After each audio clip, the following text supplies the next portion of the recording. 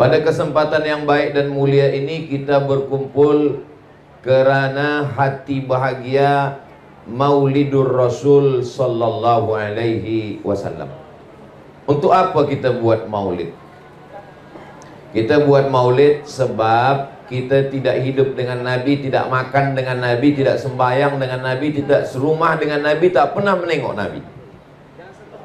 Sahabat Nabi tidak perlu buat maulid sebab mereka berjalan dengan Nabi, solat dengan Nabi, berperang dengan Nabi, tiap-tiap hari dengan Nabi. Kita yang tidak kenal dengan Nabi ini memperkenalkan Nabi kepada anak, menantu, kawan, sahabat, jiran kita dengan mengadakan Maulidur Rasul sallallahu alaihi wasallam. Isi maulid itu kata Imam Al-Hafiz Jalaluddin Abdurrahman As-Suyuti, isi maulid itu 5 saja, tak banyak-banyak. Yang pertama baca ayat Quran, yang kedua baca sejarah Nabi, yang ketiga ada tazkirah amar ma'ruf nahi munkar, yang keempat ada salawat, yang kelima ada doa. Jadi kalau dah cukup 5 itu, maka insya Allah sudah boleh disebut dengan maulid. Makan kalau ada baik, tak ada pun tak apa. Makan sebagiannya membuat, karena itu bagian daripada sedekah. Di tempat saya namanya maulid arba'in. Arba' 4, arba'in 40. Disebut dengan maulid arba'in kerana maulid dibuat 40 malam. Jadi saya sangka 40 malam ni dah banyak betul maulid. Ya, tiap malam lebih 1 bulan. Tapi bila saya pergi ke Aceh, ujung Sumatera bagian atas sekali, saya tanya mereka, di sini maulid berapa lama? 90 hari, 3 bulan. Jadi kalau saya lah duduk di situ 3 bulan, balik gemuk. Makan Maulidur Rasul sallallahu alaihi wasallam. Jadi pada kesempatan yang baik dan mulia ini kita berselawat. Selawat pendek, Allahumma salli ala Sayyidina Muhammad wa ala ali Sayyidina Muhammad. Lain kepala, lain isinya, lain padang, lain belalang, lain lubuk, lain ikannya, lain kepala manusia, lain ya, cara dia buat selawat. Maghribi lain bunyi selawat, Sudan saya dengar lain bunyi selawat, di Mesir pun dengan irama yang orang Melayu pun dengan lagu-lagu nagam dia. Maka ini semua adalah tradisi. Nabi tidak pernah melarang. Begitu juga dengan azan. Azan ada lagunya. Bayati, Soba, Sika, Nahawan, Jaharka, Ras. Maka itu semua baik semua. Jadi sesiapa yang membaca selawat dengan ada lagu, ada irama, baik. Bagi sesiapa yang tak suka, dia baca selawat lurus-lurus saja pun baik juga. Allahumma salli ala Sayyidina Muhammad wa ala ali Sayyidina Muhammad. Allahumma salli ala Sayyidina Muhammad wa ala ali Sayyidina Muhammad. Tapi ada orang yang suka dengan dilantunkan. Tadi bila saya turun, maka disambut dengan salawat. Maka kita pun juga di kampung saya, kalau ada akikah, ada walimah, ada nikah, ada pindah rumah, orang ramai-ramai berselawat. Sallallahu ala Muhammad, sallallahu alaihi wasallam, sallallahu ala Muhammad, sallallahu alaihi wasallam. Ya Nabi, salam alaika. Ya Rasul, salam alaika. Ya Habibi, salam alaika. Salawatullah alaika. Maka semuanya baik. Ada pula berselawat dengan dipukulkan duf gendang, maka memukulkan itu pun baik. Kata Nabi SAW, a'linu hadzal nikah. Kalau ada walimah nikah, jangan diam-diam, a'linu, buat istiharkan beramai-ramai. Waj'aluhu fil masajid, buat akad nikah di masjid. Wadribu alaihi bidufuf, pukulkan gendang. Itulah kenapa ada tradisi memukulkan gendang. Ketika Nabi balik daripada perang, datang sahabat, seorang perempuan. Ya Rasulullah, ya, saya bernazar. Apa nazarnya? Saya bernazar nanti kalau engkau pulang perang dengan selamat, saya akan pukulkan gendang ini. Boleh apa tak boleh? Kata Nabi, pukulkanlah gendang itu. Itulah mengapa di beberapa kawasan daerah memukulkan gendang. Hadrah. Hadrah diambil dari kata hadar. Hadrah maknanya merasakan kehadiran Nabi Muhammad sallallahu alaihi wasallam, seakan-akan dia hadir. Walaupun yang datang itu ustaz, habaib, maka ketika mereka datang disambut dengan tala'al badru alaina. Hadrah, merasakan kehadiran Nabi Muhammad sallallahu alaihi wasallam. Maulid dibuat di masjid, ramai, semua orang datang, puan, tuan, datuk, datin, baik, tak salah. Tak sanggup membuat di masjid, dibuat di rumah-rumah juga baik. Untuk apa? Untuk mengingatkan kepada anak keluarga kita, kalau kita mati nanti, maka mereka pun juga akan buatkan maulid untuk anak-anak kita, dan anak-anak kita pun nanti akan buatkan maulid pula untuk cucu-cucu kita. Dan kita buat macam ini sekarang, ini kita meneruskan tradisi yang dibuat oleh datuk-datuk kita dulu. Maka insya Allah sampai hari kiamat negeri kita sepitang, betul? Maka insya Allah sampai hari kiamat terus ada Maulidur Rasul sallallahu alaihi wasallam. Amin ya rabbal alamin. Biasanya kitab maulid yang dibaca macam-macam. Dari mulai yang paling tua namanya Maulid Ad-Daibai dari Yaman. Selesai Maulid Ad-Daibai ada lagi namanya Maulid Burdah. Maulid Burdah ini ditulis oleh Imam Al-Busiri dari Alexandria, Mesir. Makamnya di Alexandria, Iskandaria. Selepas itu Ad-Daibai Yaman, kalau Al-Busiri di Alexandria, Mesir. Lalu kemudian Imam Abu Ja'far Al-Barzanji. Al-Barzanji ini ulama daripada Yaman.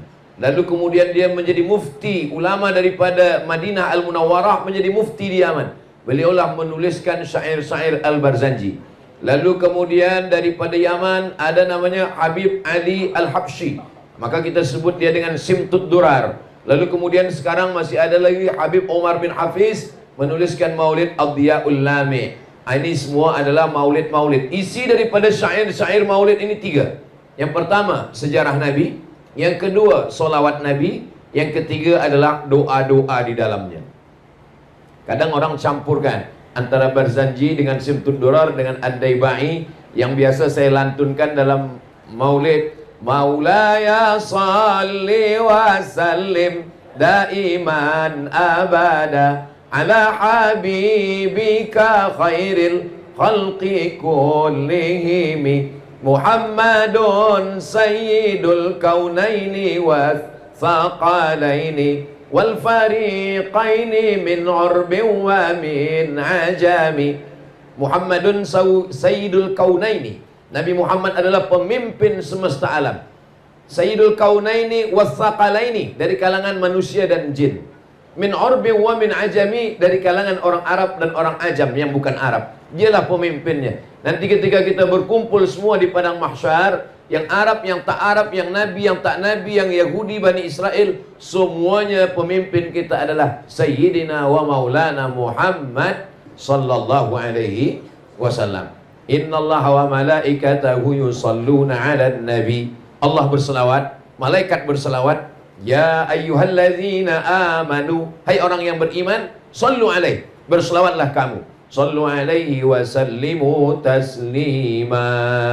Kata sahabat Nabi, kalau mengucapkan salam kami tahu. Assalamu alayka ya Rasulullah, Assalamu alayka ya Habibullah, Assalamu alayka ya awwala khalqillah, Assalamu alayka ya safwatullah, Assalamu alayka ayuhan nabiyyu wa rahmatullahi wa barakatuh. Tapi mengucapkan salawat kami tak tahu. Maka turunlah wahyu diajarkan kepada Nabi Muhammad. Nabi mengajarkan kepada kita, Allahumma salli ala sayyidina Muhammad wa ala ali sayyidina Muhammad. Tapi kata Syekh Ali Jum'ah, solawat yang paling elok adalah solawat yang ada Ibrahimnya di dalam. Maka disebut dia dengan solawat Ibrahimiyah. Allahumma salli ala Sayyidina Muhammad wa ala ali Sayyidina Muhammad kama sallaita ala Sayyidina Ibrahim wa ala ali Sayyidina Ibrahim. Allahumma barik ala Sayyidina Muhammad wa ala ali Sayyidina Muhammad kama barakta ala Sayyidina Ibrahim wa ala ali Sayyidina Ibrahim fil alamina innaka hamidum majid.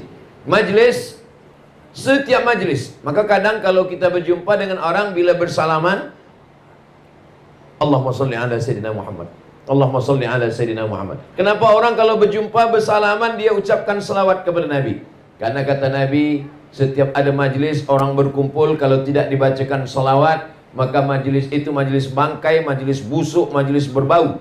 Maka orang yang berdua pun walaupun tak ramai berdua, dia tidak ingin majlis dia berdua itu menjadi majlis yang tak baik. Maka ketika bersua berdua, dia tetap ucapkan Allahumma sholli ala Sayyidina Muhammad wa ala ali Sayyidina Muhammad. Ma min muslimaini, dua orang muslim, yaltaqiyani berjumpa, wa yatasaffahani berjabat tangan, illa ghufira lahuma, diampunkan dosa mereka, malam yatafarraqa, sebelum dia berpisah. Maka kita pun juga di dalam majlis ini sudah berkali-kali berulang-ulang kita ucapkan selawat kepada Nabi, dan insya Allah dengan selawat itu mudah-mudahan kita istiqomah insya Allah. Ada model selawat yang di dalam selawat itu ada doa sekali. Dia selawat, kalau Allahumma sholli ala Sayyidina Muhammad wa ala ali Sayyidina Muhammad, tak ada doa di dalamnya. Tapi Allah tetap berikan balasan. Man shalla alayya salatan, siapa yang berselawat satu kali, sallallahu alaihi biha asyra, Allah balas 10 kebaikan. Wa huttan anhu asyara sayyiat, dihapuskan 10 kesalahan. Wa rufi'an lahu asyara darajat, dinaikkan 10 tingkatan derajat. Tapi dalam selawat itu tak ada doa. Allahumma sholli ala Sayyidina Muhammad wa ala ali Sayyidina Muhammad. Tak ada doa khas untuk kita, tapi Allah tetap beri balasan.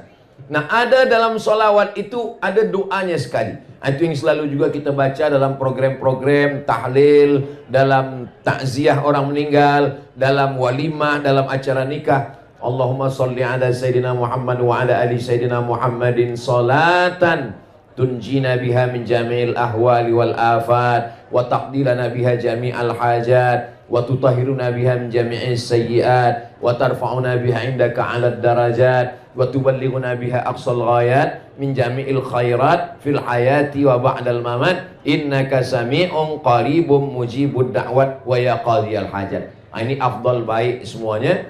Hanya saja solawat ini ada yang diajarkan Nabi Muhammad SAW, dan ada solawat yang dibuat oleh para ulama, maka semuanya baik. Kenapa boleh solawat itu dibuat oleh para ulama? Mana dalilnya? Suatu ketika Nabi sembahyang, Sami Allahu liman hamidah. Nabi hanya mengajarkan doa, Rabbana lakal hamdu mil'us samawati wa mil'ul ardi wa mil'u ma syi'ta min syai'in ba'du. Tapi rupanya sahabat di belakang ada dia baca doa agak lain. Sami Allahu liman hamidah. Alhamdulillahi hamdan tayyiban katsiran mubarakan fihi. Selepas salat Nabi tanya, siapa tadi yang membaca doa yang tak pernah saya ajarkan? Saya hanya mengajarkan doa Rabbana lakal hamdu mil'us samawati wa mil'ul ardi wa mil'u ma syi'ta min syai'in ba'du. Kamu tadi saya dengar ada bacaan lain. Alhamdulillahi hamdan tayyiban katsiran mubarakan fihi. Selepas salat Nabi tanya, siapa tadi yang membuat doa itu? Lelaki itu menjawab, saya ya Rasulullah yang membuat doa itu. Kata Nabi, futihat abwabus sama. Saya tengok pintu langit terbuka, turun malaikat berlomba-lomba ingin mencatat, menulis doa yang sudah engkau baca tadi. Itulah dalil bahwa boleh membuat doa, walaupun doa itu tidak ada dalam Quran, tidak ada dalam hadis Nabi, tidak diajarkan oleh Nabi Muhammad. Boleh kita membuat doa selama doa itu tidak bercanggah dengan Al-Quran dan Sunnah Nabi Muhammad SAW. Berdasarkan hadis ini, kata Imam Al-Hafiz Ibnu Hajar Al-Asqalani dalam kitab Fathul Bari, jawazu ihdatsiz dzikri fi shalah ma lam yukhalif bil ma'sur. Boleh membuat bacaan solat dalam solat selama tidak bercanggah dengan Al-Quran dan Sunnah. Kalau di dalam solat saja boleh, apalagi di luar solat. Hanya saja kalau kita buat doa, doanya berbahasa Arab. Kalau berbahasa Melayu, maka solat kita batal. Jadi kalau dalam solat itu kita buat doa berbahasa Melayu, apakah ketika sujud, ataupun ketika duduk, ataupun ketika tentang tasyahud, at-tahiyatul mubarakatuh sampai fil alamina innaka hamidum majid. Lepas itu kita berdoa sendiri, ya Allah lariskanlah perniagaan saya, batal sembahyang. Tapi kalau kita baca dengan doa bahasa Arab, Allahumma rzuqni rizqan halalan thayyiban mubarakan fi, tak batal solat. Walaupun doa itu tidak diajarkan Nabi, tidak diajarkan Allah dalam Quran, tidak ada dalam hadis Nabi, maka doa itu tetap boleh dibacakan, baik dalam doa solat sunat maupun dalam solat fardu, maupun dalam sujud, maupun ketika tegak, maupun ketika di akhir tasyahud. Mana dalilnya? Imam Syafi'i mendoakan. Imam Syafi'i punya murid namanya Imam Hambali. Dia Imam Ahmad bin Hanbal yang masyhur dengan nama Imam Hambali. Lalu kemudian ketika Imam Syafi'i meninggal, Imam Hambali mendoakan gurunya. Apa kata Imam Hambali?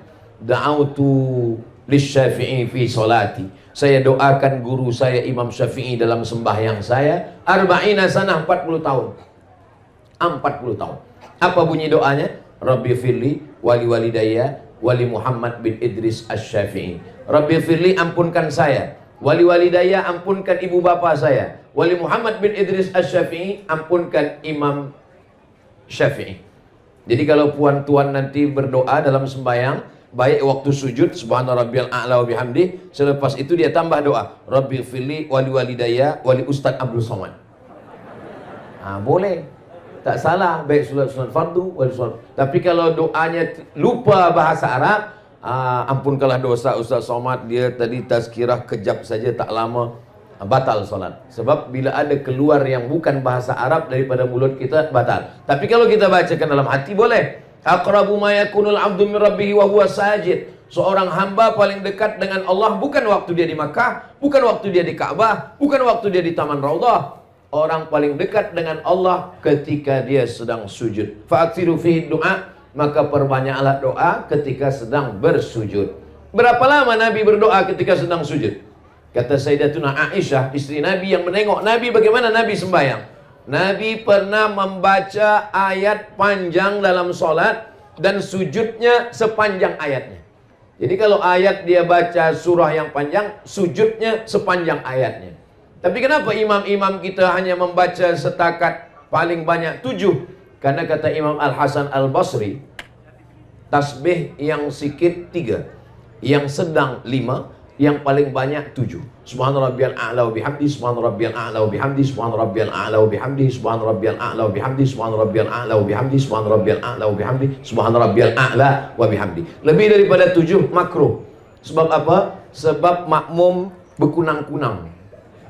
Makmum boleh sakit kepala, pusing kepala. Sebab apa? Sebab terlalu lama sujud. Maka yang dimaksud lama sujud ketika sedang sembahyang bersendirian. Solat sunat hajat, solat sunat tahajud, solat sunat witir, solat sunat di rumah. Adapun menjadi imam, idza amma ahadukum falyukhaffif, kalau kamu menjadi imam, maka ringankanlah bacaannya, tidak terlampau pendek, tidak terlampau panjang, tidak terlampau lama, tidak terlampau sekejap.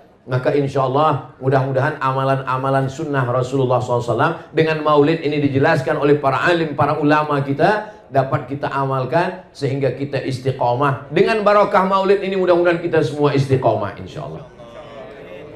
Apakah Abdul Somad yang berada di atas, yang dimuliakan, yang disanjung-sanjung, yang dialu-alukan, yang disambut, yang dikawal lebih mulia daripada saudara saya yang di bawah kepanasan? Belum tentu.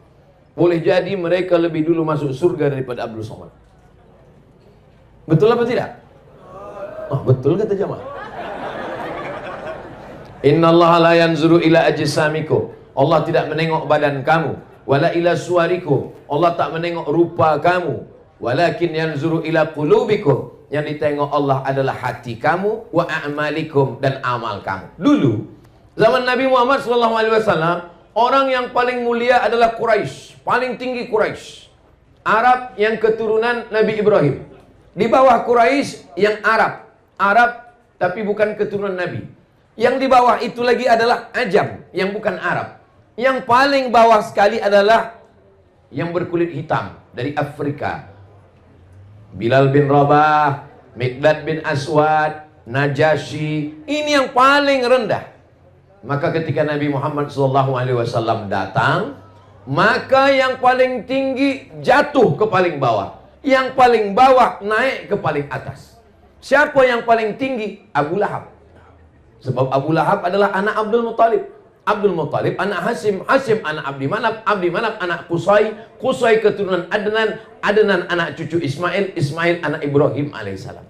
Jadi Abu Lahab itu darahnya adalah darah Nabi Ibrahim, darah Nabi Ismail turun kepada Abu Lahab. Abu Lahab yang di atas turun ke bawah. Tabbat yada Abi Lahabin wa tab, ma aghna anhu maluhu wa ma kasab, sayasla naran dzata lahab wa imra'atuhu hammalatal hatab fi jidha hablum mimmasal. Yang paling tinggi Quraisy menjadi jatuh ke bawah. Siapa yang paling rendah? Bilal. Bilal paling rendah sebab dia Afrika. Kampung Bilal itu namanya Nubia.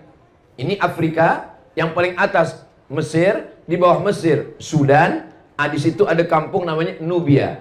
Berbatasan, bersempadan antara Mesir dengan Sudan itu ada kampung namanya Nubia, Afrika Utara. Orang Nubia ini warna kulitnya dua saja, hitam dan hitam sekali. Tak ada warna lain. Bilal bin Rabah yang paling bawah, paling rendah, miskin, hitam, budak, hamba sahaya, tak ada apa-apa. Tapi Bilal diangkat Allah menjadi paling atas. Bila Nabi mengangkat Bilal? Waktu Fathu Makkah, pembebasan kota Makkah, tahun 8 Hijrah, Nabi membersihkan Ka'bah. 360 patung berhala dari batu, dari besi, dari kaca, dari emas, dari perak, semuanya dihancurkan. Lalu kemudian tibalah masanya, siapa yang akan naik ke atas Ka'bah mengumandangkan azan. Nabi tidak memanggil Abu Bakar, Nabi tidak memanggil Umar, Nabi tidak memanggil Utsman, Nabi tidak memanggil Miqdad, Nabi memanggil Bilal bin Rabah. Wahai Bilal, naik ke atas. Bilal yang selama ini paling rendah, hitam, susah, miskin, budak, hamba sahaya. Bilal naik ke atas, dia yang mengumandangkan azan. Allahu Akbar, Allahu Akbar. Apa kata orang kafir musyrik jahiliyah di Makkah waktu itu? Alhamdulillah ayah saya dah mati sehingga tidak menengok burung gagak hitam ini naik ke atas Ka'bah. Jadi Islam bukan hanya setakat sembahyang, bukan hanya setakat puasa sunat, bukan hanya setakat berzikir baca Quran, bukan hanya setakat jaga malam tahajud, tapi juga bagaimana kita merendahkan hati kita, yang kita merasa lebih tinggi menjadi jatuh ke bawah, yang di bawah boleh naik ke atas. Inilah yang membuat Abu Jahal, Abu Lahab dan Abu-Abu yang lain tak sanggup.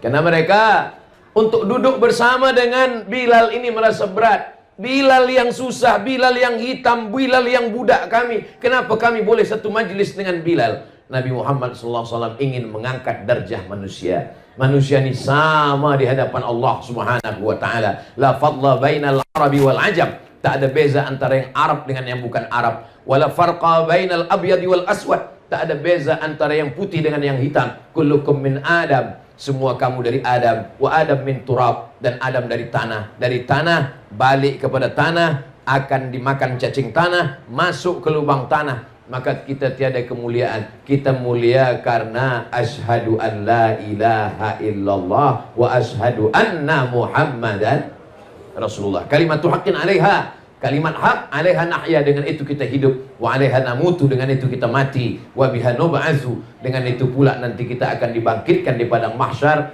bersama Nabi Muhammad dan masuk ke dalam surga bersama Nabi Muhammad sallallahu alaihi wasallam. Amin ya rabbal. Nabi memanggil Bilal, Bilal, ta'al, Bilal, kesini sekejap. Ada apa ya Rasulullah? Sami'tu dafana 'alaika baina yadayya fil jannah. Saya mendengar suara selipar engkau di dalam surga. Lalu Nabi berkata kepada Bilal, apa amalan engkau wahai Bilal? Kata Bilal, saya tak pernah meninggalkan 2 rakaat selepas wudhu. Bagi yang sudah melaksanakan, alhamdulillah. Bagi yang masih ragu-ragu, dalilnya sahih, tiada keraguan sedikit pun, hadisnya sahih. Malam nanti boleh, siang boleh, pagi boleh, petang boleh. Ambil wuduk, selepas ambil wuduk, usalli sunnatal wuduk raka'ataini lillahi ta'ala. Ini pun tak pernah dibuat Nabi. Salat sunat wuduk tak pernah dibuat Nabi. Salat sunat wuduk tak pernah disuruh Nabi. Salat sunat wuduk tak pernah diperintahkan Nabi. Nabi hanya mendengar suara selipar Bilal di dalam surga. Maka Nabi memanggil Bilal, apa amal engkau wahai Bilal? Kata Bilal, saya tak pernah meninggalkan 2 rakaat selepas berwudu. Ini juga dalil bagi orang membantah yang mengatakan kalau tidak dibuat Nabi bid'ah. Pendek saja kaidah yang dibuat orang sekarang. Kalau tidak dibuat Nabi bid'ah. Seandainya kaidah itu yang dipakai Nabi, pasti Nabi memanggil Bilal. Bilal kesini sekejap. Apa amal engkau? Amal saya solat sunat selepas wudhu. Kalau tidak, saya buat bid'ah. Awak pelaku bid'ah, masuk neraka jahanam. Tapi Nabi tak ada mengatakan itu kepada Bilal. Nabi mengatakan bahwa amal engkau ini baik wahai Bilal. Itu namanya hadis takriri. Kalau ada orang mengatakan Nabi yang melakukan, hadis fi'li. Nabi yang mencakapkan, hadis qauli. Nabi tidak mencakapkan, Nabi tidak mengatakan, Nabi tidak mengucapkan, Nabi tidak melakukan, tapi dia bersetuju dengan perbuatan sahabat. Hadis takriri. Selepas Bilal ditanya. Waktu Bilal belum ditanya, hadis apa namanya? Maka dia bukan hadis. Kenapa Bilal boleh berani melakukannya? Karena perbuatan itu tidak bercanggah dengan Quran dan sunnah Rasulullah sallallahu alaihi wasallam. Banyak sekali nama-nama solat yang tidak dibagi nama oleh Nabi sallallahu alaihi wasallam. Masuk ke dalam masjid, keluar daripada masjid, masuk masjid, solat sunat 2 rakaat. Tadi kamu sembahyang apa? Solat sunat tahiyatul masjid. Nabi tak pernah bagi nama itu. Tunjukkanlah kita mana hadis yang Nabi bagi nama solat tahiyatul masjid. Tak ada. Nabi hanya mengatakan, idza dakhala ahadukumul masjid. Kalau kamu masuk masjid, fala yajlis, jangan duduk, hatta yusalli rak'ataini, hingga solat 2 rakaat. Namanya tak ada. Jadi membagi nama 2 rakaat tahiyatul masjid itu pun bid'ah, karena Nabi tidak pernah membagi nama itu. Jadi kalau kita mengatakan nama yang dibuat-buat itu adalah bid'ah, berarti apa namanya? Nanti bila saya ditanya orang, tadi Ustaz Somad solat apa? Tadi saya solat apabila kamu masuk masjid maka janganlah duduk kecuali solat 2 rakaat. Panjang betul namanya. Maka dibuatlah nama yang pendek, solat sunat 2 rakaat. Solat sunat nisfu Sya'ban. Tak pernah Nabi membuat solat sunat nisfu Sya'ban, tapi memperbanyak solat sunat di malam nisfu Sya'ban adalah amalan Nabi. Solat apa namanya? Bersesuaian dengan nisfu Sya'ban, solat nisfu Sya'ban. Nabi bertamu ke rumah sahabat. Sampai di rumah sahabat, Nabi diberikan jamuan makan. Selepas makan Nabi minum. Selepas minum Nabi bertanya, aina turidu an usolli? Di mana kamu mahu saya melaksanakan solat di rumahmu ini? Lalu sahabat itu menunjuk tempat di sudut rumahnya. Solatlah di sini ya Rasulullah. Lalu Nabi pun solat di sudut itu. Solat apa namanya? Tak ada namanya. Apa usollinya? Bagaimana niatnya? Usolli sunatan rakaataini, selepas dibagi jamuan makan lillahi ta'ala. Doa yang paling afdal adalah doa yang didahului dengan solat 2 rakaat. Maka ini masuk dalam yang disebut dengan solat sunat hajat. Hajatnya ingin mendoakan sahibul bait. Hajatnya ingin mendoakan orang supaya lekas jumpa jodoh menikah. Hajatnya ingin supaya yang sudah menikah punya anak keturunan. Usolli sunnatal hajat raka'ataini lillahi ta'ala. Begitulah amalan-amalan yang dulu namanya belum ada, namanya datang belakangan. Begitu juga dengan amalan-amalan yang dulu belum ada, tapi kemudian ada belakangan. Tapi dasar asas daripada dalilnya tetaplah dari Quran dan sunnah Rasulullah sallallahu alaihi wasallam. Maka perbuatan-perbuatan kita yang amat sangat banyak sekali, selama dalil amnya masih ada, maka dia masih bernaung di bawah Quran dan sunnah. Adapun perbuatan yang tidak boleh, yang bid'ah, yang dhalalah, yang mungkarah, bid'ah dibuat-buat, dhalalah sesat, finnar masuk neraka, itu adalah perbuatan yang tak ada dalil sama sekali. Tak ada dalam Quran, tak ada dalam hadis, tak ada dalam ijma', tak ada dalam qiyas. Hari panas terik, pergi ke bawah tiang, lalu kemudian tegak sampai berpeluh, menatap matahari ke atas. Bila ditanya, apa yang sedang awak lakukan? Semakin berpeluh, semakin banyak pahala. Itu bukan saking banyak peluh, banyak pahala. Makin banyak peluh, banyak sakit kepala. Maka ini bukan perbuatan yang baik. Karena tidak ada dalam Quran, tidak ada dalam sunnah, tidak ada dalam hadis, tidak ada dalam ijma', tidak ada dalam qiyas, tidak ada tuntunan dari Allah dan dari Rasulullah sallallahu alaihi wasallam. Adapun bahagia dengan lahirnya Nabi Muhammad sallallahu alaihi wasallam, rasa bahagia dengan lahirnya Nabi, Nabi pun bahagia dengan lahir dirinya. Mana contohnya? Nabi beribadah pada hari Isnin. Kenapa engkau berpuasa hari Isnin ya Rasulullah? Dzaka yauma wulidtu, hari Isnin aku dilahirkan. Itulah dasar kita berbahagia pada bulan Rabiul Awal, dan tidak hanya pada Rabiul Awal, pada setiap hari Isnin pun kita berbahagia. Kenapa? Karena hari Isnin kelahiran Nabi Muhammad SAW. Nampaknya puan berbahagia betul hari Isnin ini. Iya Ustaz Abdul Somad. Kenapa puan berbahagia? Setiap hari Isnin inilah suami saya bagi belanja lebih sikit. Supaya apa? Supaya saya memasak, supaya saya siapkan gulai, supaya saya siapkan manisan, supaya saya undang jemput jiran tetangga semuanya. Kami membaca maulid, kami berzikir, kami berselawat, kami berdoa di rumah yang kecil. Maka setiap rumah membuat anak menantu tahu, itu kita sudah mewariskan sesuatu tradisi yang baik. Man sanna fil islami sunnatan hasanatan, siapa yang membuat sesuatu yang baik, falahu ajruha, dia dapat pahalanya, wa ajru man amila biha, orang yang meneruskannya nanti selepas dia mati juga akan dapat pahalanya sampai pada hari kiamat, min ghairi an yanqusa min ujurihim syai'un, tanpa mengurangi pahala orang yang membuat pertama kali. Jadi siapa pertama kali yang membuat maulid, menyusun syairnya, menyusun selawatnya, dikumpulkan orang ramai, maka sampai hari ini dia mendapatkan pahalanya. Mudah-mudahan kita yang hari ini ada anak-anak kita yang hadir, belia-belia kita, nanti selepas kita mati menghadap Allah, kita akan meneruskan tradisi ini. Maka insya Allah kita yang sesudah mati pun juga akan dapatkan pahala amal jariahnya insya Allah. Amin ya rabbal alamin. Nabi Muhammad sallallahu alaihi wasallam selama di kota Makkah Al-Mukarramah 13 tahun. 40 tahun dapat wahyu, 13 tahun setelah dapat wahyu. 40 tambah 13, 53 tahun. Nabi tidak ada kekuasaan. Dia sembayang di samping Ka'bah. Datang Abu Jahal, Abu Lahab mencekik, menyungkup kepala dia dengan kain. Mereka siramkan dengan kotoran. Itulah kenapa tidak ada solat fardu di masjid selama di kota Makkah.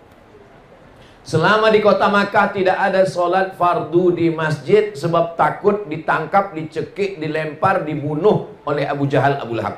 Jadi kalau ada di Sepitang ini ada orang Sepitang yang tak pernah ke masjid, berarti dia takut dicekik Abu Jahal, Abu Lahab. Kenapa laki awak tak pernah ke masjid? Dia takut ditangkap Abu Jahal dan Abu Lahab.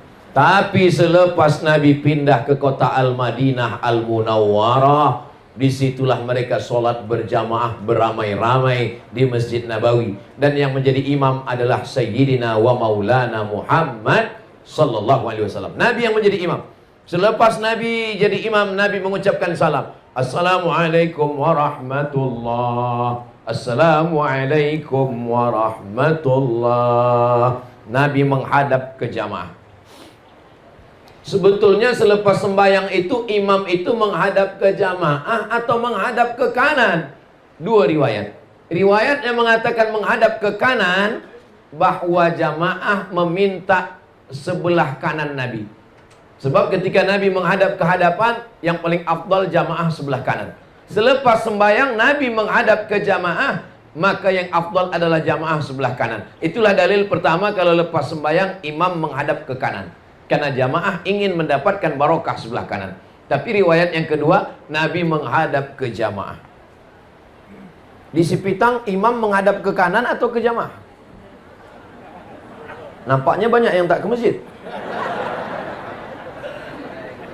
Nabi menghadap ke jamaah, itu adalah riwayat yang kedua. Sebab Nabi selepas dia sembahyang, dia menghadap ke jamaah. Dia nak cek satu-satu. Aina fulan, asyahidun fulan, asyahidun fulan, asyahidun fulan. Mana si fulan, mana si fulan, mana si fulan. Kenapa tidak datang solat berjamaah? Sekarang banyak saya tengok imam, selepas sembahyang dia menghadap ke jamaah, tapi mata dia menunduk. Sebab dia pun takut dengan jamaah. Kalau saya jadi imam, saya selepas sembahyang tak pernah saya menghadap ke jamaah. Kenapa? Sebab saya tak ada kuasa nak menanya mana si fulan, mana si fulan, kenapa tak datang. Maka saya kalau jadi imam, selepas saya sembahyang saya hadap ke kanan, berzikir. Nabi SAW menghadap itu karena dia ada kekuasaan, memakai kekuasaan untuk mendatangkan orang solat berjamaah. Siapa yang tak berjamaah ke masjid, apa kata Nabi? La uharriqanna alaihim buyutahum layan tahiyanna. Siapa yang sembahyang di rumah, siapa yang tak sembahyang ke masjid, jangan ulang lagi. Layan tahiyanna, jangan ulang lagi. Layan tahiyanna, stop. la uharriqanna alaihim buyutahum, saya akan membakar rumah mereka yang tak datang sholat berjamaah. Tapi dalam sejarah tidak pernah ada satupun rumah yang dibakar oleh Nabi Muhammad SAW. Itu namanya hadis targhib wa tarhib. Targhib artinya bagi motivasi semangat, tarhib artinya ancaman. Nabi hanya setakat mengancam saja, bukan Nabi membakar. Nah, jadi saya tidak juga ingin tazkirah saya ini nanti di-cut, dipotong. Tolong kalau dengar tazkirah Ustaz Somad, tonton dari awal sampai akhir. Jangan tonton yang 1 menit di TikTok. Bakar! Habis lepas itu, habis rumah di Sepitang kena bakar semua. Nah, bukan itu maksudnya. Nabi SAW itu adalah memberikan tarhib, ancaman. Tapi Nabi tidak pernah membakar rumah orang yang tidak sholat berjamaah. Bagaimana sholat berjamaah ini? Karena dalam hadis itu ada ancaman. Menurut ilmu usul fiqh, kalau di dalam ayat, di dalam hadis ada ancaman, berarti lil wujub. Berarti sholat berjamaah itu wajib. Karena di dalam hadis itu ada ancaman. Menurut kaidah usul fiqh, kalau dalam ayat, dalam hadis ada ancaman, berarti wajib. Maka sholat berjamaah hukumnya wajib menurut mazhab Hambali. Baru agak lapang napas sedikit. Rupanya Hambali. Saya mazhab Syafi'i, Pak Ustaz. Itulah kenapa bila kita sampai ke Madinah, sampai ke Makkah, kalau dah terdengar suara azan dari Masjid Nabawi, Masjidil Haram, Allahu Akbar, Allahu Akbar. Haji, haji, haji, haji, haji. Tutup semua tempat belanja. Kenapa? Mereka tutup semua. Kita sangka sembahyang, rupanya dia pun minum teh dalam. Kenapa mereka menutup semua kedai, semua tempat belanja? Sebab menurut mazhab Hambali, solat berjamaah itu wajib. Menurut mazhab Maliki, solat berjamaah ke masjid sunat muakkad. Menurut mazhab Syafi'i, solat ke masjid fardu kifayah. Itulah kenapa di masjid-masjid yang bermazhab Syafi'i, asal dah ada imam sama makmum 2 orang cukuplah. Awak tak ke masjid? Fardu kifayah. Saya cuma ingin sampaikan bahwa ijtihad ulama fiqh ini boleh jadi terikat dengan suatu keadaan. Jadi jangan nanti kita nak mencari-carikan dalil untuk mengambil dalil hanya untuk memudahkan hati kita. Jangan karena kita malas, lalu kita ambil fatwa ulama itu untuk membenarkan kemalasan kita. Kenapa abang tak ke masjid? Fardu kifayah. Mari kita ke masjid, sebab Nabi SAW. Bagaimana dengan perempuan? Sekarang banyak perempuan yang ke masjid, lelakinya pula tak ke masjid. Apakah perempuan wajib ke masjid? Perempuan, kata Nabi, lebih baik solat di dalam pagar rumah. Yang lebih baik lagi di dalam rumah. Yang lebih baik lagi di dalam bilik. Yang lebih baik lagi di dalam tempat yang sempit di dalam bilik. Seelok-eloknya perempuan sembahyang di dalam pagar, lebih eloknya lagi di dalam rumah, lebih eloknya lagi di dalam bilik, lebih eloknya lagi di dalam tempat sempit di dalam bilik. Itulah yang paling elok bagi perempuan. Inilah dalil sebagian orang mengatakan perempuan tidak elok ke masjid. Tapi ada satu hadis lagi mengatakan, la tamna'u ima Allah masajidallah. Yang perempuan jangan larang ke masjid. Sila perempuan ke masjid. Dan kalau kita ke Masjid Nabawi, kita menghadap ke arah kiblat, sebelah kiri ini ada namanya Babul Baqi. Babul Baqi pintunya ke arah makam Baqi. Di belakang Babul Baqi ada Babu Jibril. Karena itu pintu malaikat Jibril masuk ke rumah Nabi.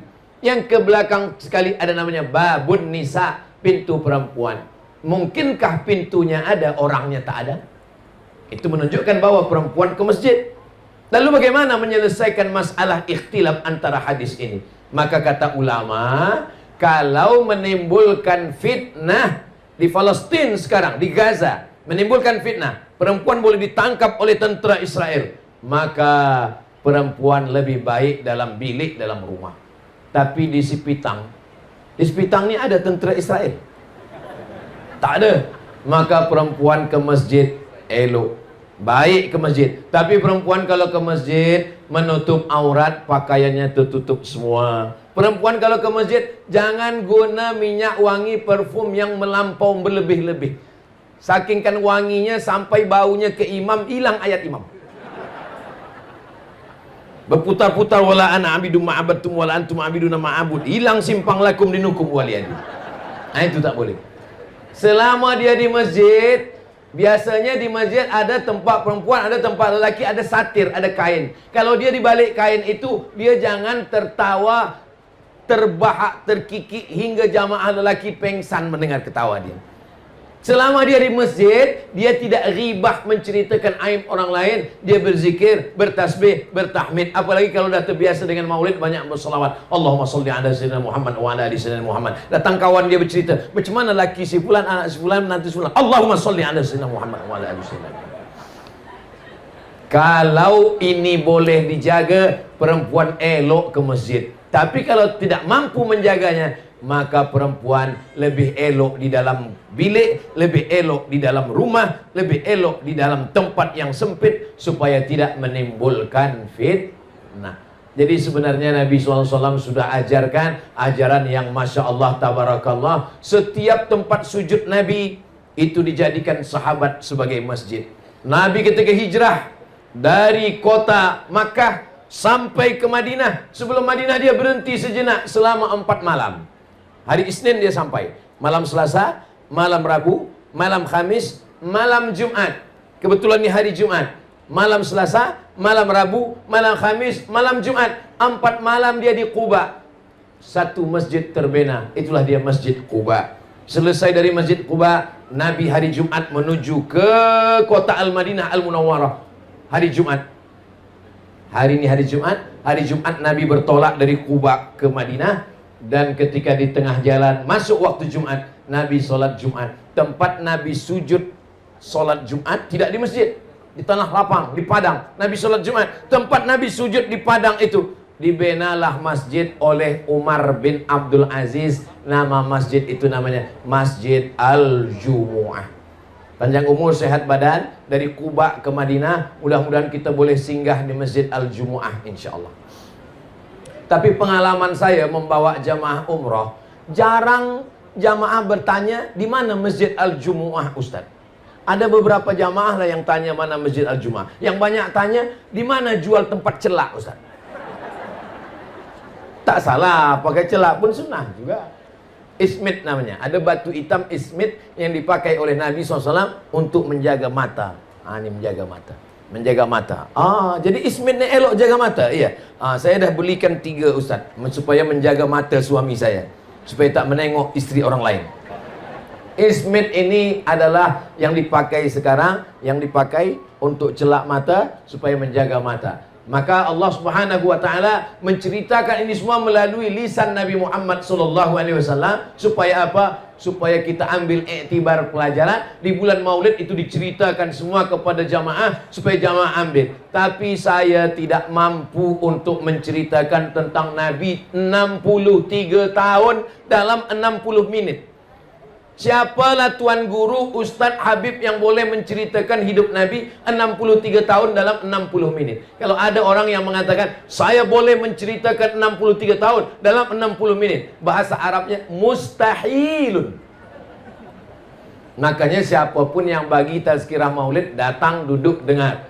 Di surau, di masjid, di musola, di rumah, di bilik, di office, datang saja. Sebab maulid tentang ini boleh jadi tak diceritakan ini. Maulid yang ini tak diceritakan ini. Dan kalau ada maulid yang diceritakan secara berulang, itu menguatkan hati dan akal fikiran kita, supaya kita lebih cinta. Hafal kaji kerana diulang, pasal jalan kerana dilalui. Begitu pepatah orang Melayu.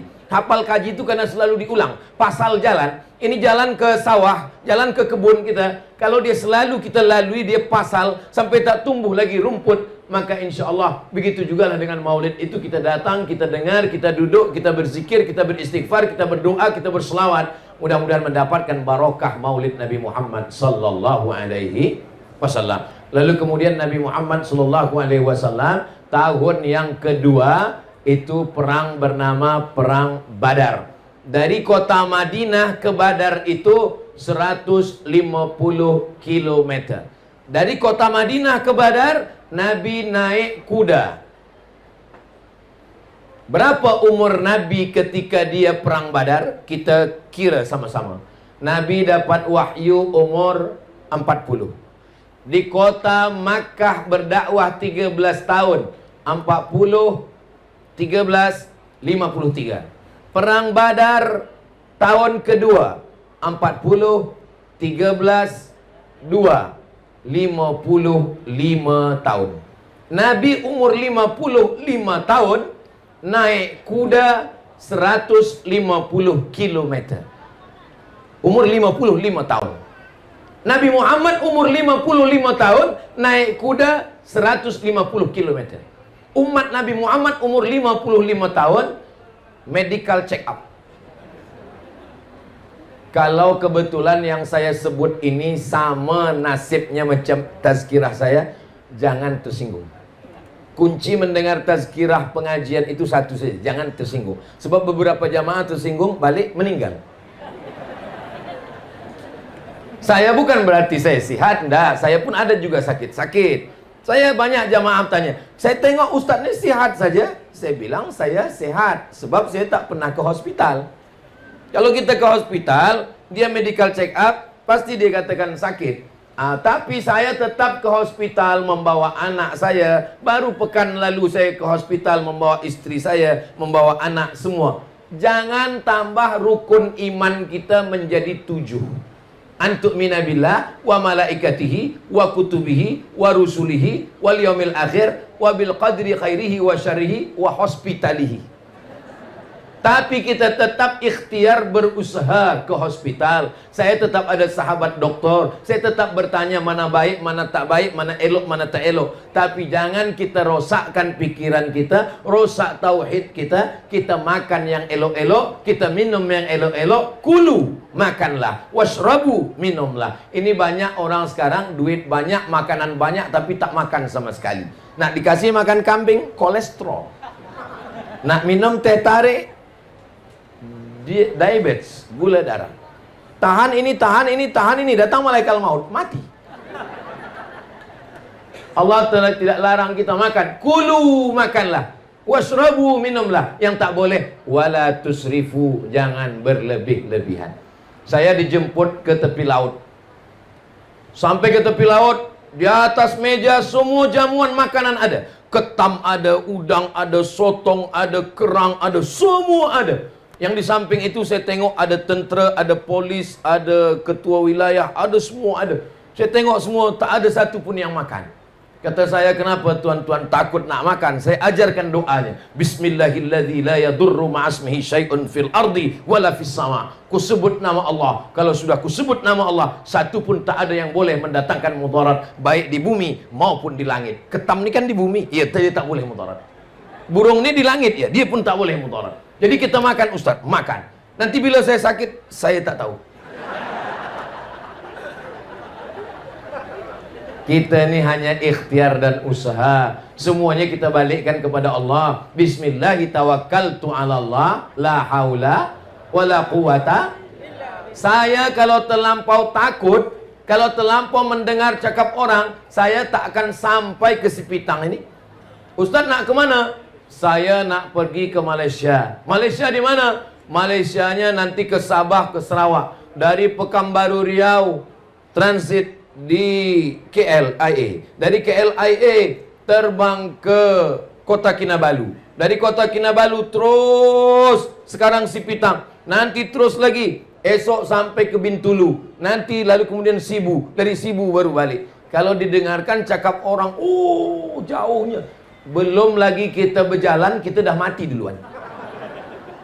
Hidup ini sebenarnya tidak susah. Hidup ini sebenarnya tidak payah. Hidup ini tidak sulit. Hidup ini tidak sakit. Yang susah, yang payah itu adalah mendengarkan komen orang. Betul tak betul? Banyak yang mengaku betul.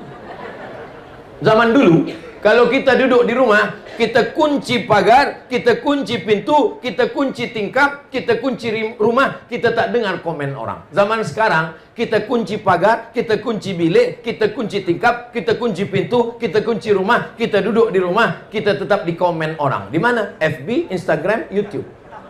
TikTok paling banyak. Maka yang paling tenang adalah kalau kita tidak mendengarkan cakap orang.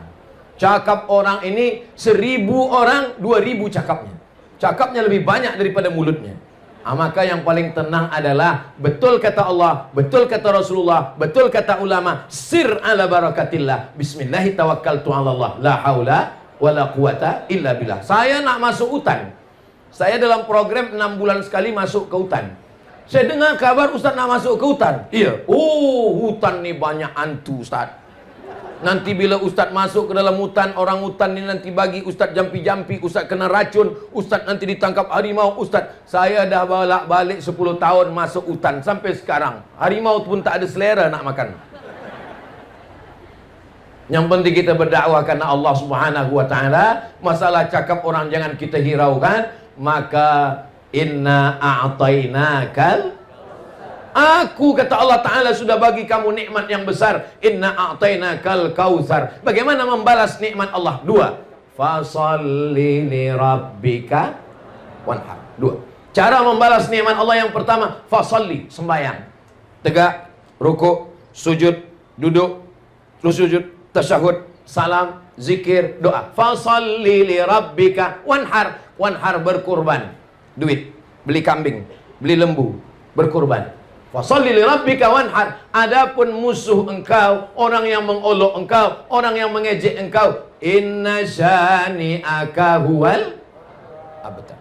Makanya kalau puan-tuan, ada jiran, kawan, sahabat, tetangga selalu mengejek, selalu mengolok, jangan lawan. Bacakan aja ayatnya. Inna syani'aka huwal abtar. Kalau kita baca ayat ini, sebenarnya bunyi ayat ini macam-macam tak sesuai. Mana boleh Ustaz sebut ayat Quran tak sesuai? Bunyi ayat ini mestinya begini. Inna a'tainakal kautsar. Kami sudah bagi nikmat besar pada engkau. Fasalli li rabbika wanhar. Balaslah nikmat ini dengan sembahyang dan berkurban. Inna syani'aka huwal abtar. Musuh engkau mestilah engkau maafkan. Tapi ayatnya tidak begitu bunyinya. Inna a'tainakal kautsar. Kami berikan engkau nikmat yang besar. Fasalli li rabbika wanhar. Balas nikmat Allah dengan salat dan berkurban. Inna syani'aka huwal abtar. Musuh engkau jangan engkau pikirkan, serahkan kepada Allah Subhanahu wa taala. Kalau saya pikirkan haters yang attack, berapa kali akun FB hilang? Berapa kali akun-akun itu kena ban? Tapi kita tak fikirkan itu. Iyakah Ustaz Somad tak fikirkan komen-komen orang di Instagram, di YouTube, di TikTok semua? Saya baca, tapi tak saya fikirkan. Saya baca. Ada beberapa yang saya ingat. Ada beberapa komen yang saya ingat. Ustaz, jadikan aku yang kedua. Itu saya ingat sikit. Yang perlu kita fikirkan macam mana kita mati husnul khatimah. Amin. Yang perlu kita pikirkan macam mana selama di alam barzah ada amal yang mengalir. Amin. Yang perlu kita pikirkan macam mana bangkit di padang mahsyar kita termasuk yang dapat naungan aras. Amin. Yang kita pikirkan macam mana waktu meniti titian siratal mustaqim kita yang kencang macam kilat. Amin. Yang perlu kita pikirkan macam mana ketika nanti dihisab kita termasuk yang tidak kena hisab, terus saja masuk ke dalam surga Allah Subhanahu wa taala. Bila jamaah si pitang ini nanti masuk surga, amin. Semua jamaah si pitang ini masuk surga, amin. Sampai di surga mereka bertanya kepada malaikat, malaikat, mana Ustaz Abdul Somad? Malaikat menjawab, Ustaz Abdul Somad dah lama tunggu di VVIP. Amin. Sebenarnya saya nak minta amin tu. Cuma cara saya begitu. Kadang doa kita untuk diri kita belum tentu makbul. Kenapa? Karena doa kita untuk diri kita. Tapi kalau doa orang lain untuk kita. Saya banyak jamaah bertanya, kami kawal Ustaz Somad, kami menemani Ustaz Somad, kami berkhidmat dengan Ustaz Somad saja letih kami. Ustaz tazkirah lagi, bagi ceramah lagi, 1 hari 3 kali, pagi, siang, malam, macam makan ubat. Kenapa Ustaz sihat-sihat saja? Apa Ustaz makan? Saya makan roti canai. Apa Ustaz minum? Saya minum teh tarik. Kenapa Ustaz sihat? Saya yakin dan percaya saya sihat karena doa orang si pitang. Karena mereka pasti semua berdoa, ya Allah, panjangkan umur Ustaz Somad, sampaikan dia ke Sipitang ni ya Allah. Selepas dia sampai ke sini, selepas itu terserahlah ya Allah. Nak mati dia matilah. Selepas dari sini, orang Bintulu pula doakan saya, Ustaz Abdul Somad, sampaikan dia ke Bintulu. Selepas sampai Bintulu ni, aku serahkan dia pada engkau ya Allah. Selepas itu orang Sibu pula berdoa. Teruslah. Jadi Ustaz ni bila rehatnya? Pergi ke Sipitang, pergi ke Bintulu, pergi ke Sibu, nanti balik dari sini pergi ke Riau, balik dari Riau pergi lagi ke Palembang, Sumatera Selatan. Selepas itu pergi lagi. Bila Ustaz rehat? Rehatnya nanti bersama orang baik di surga Jannatul Firdaus. Ar-Rahah fil Jannah. Rahah itu nanti di surga. Banyak orang menyangka nanti nampaknya anak-anak nih kalau dia dah universiti kita agak rehat sikit. Rupanya makin universiti makin tak rehat. Nampaknya nanti kalau anak nih dah berkahwin, dah menikah, dah ada isteri, dah ada suami, kita agak rehat sikit. Rupanya selepas dia menikah, dia punya anak, anak dia pula dia letakkan di rumah kita. Nampaknya nanti kalau cucu kita nenek besar, kita dah rehat sikit. Rupanya makin banyak, makin tak rehat, makin bising, makin banyak, makin tak sempat mengaji, makin tak sempat tahajud, makin tak sempat duha, makin kena air kencing, makin banyak masalah. Jadi sebenarnya rehat kita ni bila? Nampaknya nanti kalau dah pencen rehat, rupanya pencen tak juga rehat. Kenapa? Sibuk pula nak menonton filem India dan Korea. Jadi sebenarnya rehat kita ni bila? Kita rehat nanti di surga bersama Rasulullah sallallahu alaihi wasallam. Laqad khalaqnal insana fi kabad. Kami jadikan manusia itu dalam hidup ini sulit, susah, payah. Tapi susahnya orang beriman menjadi pahala. Berpanas-panas, berjalan kaki, berpeluh keringat, tetes air mata dan darah. Semua yang datang dalam tazkirah Maulidur Rasul ini, yang datang dari pagi hinggalah ke siang, yang tak dapat tenda, yang tak dapat atap, yang tak dapat payung, yang kena panas, setiap tetes peluh keringatnya dibalas syafaat Nabi Muhammad sallallahu alaihi wasallam.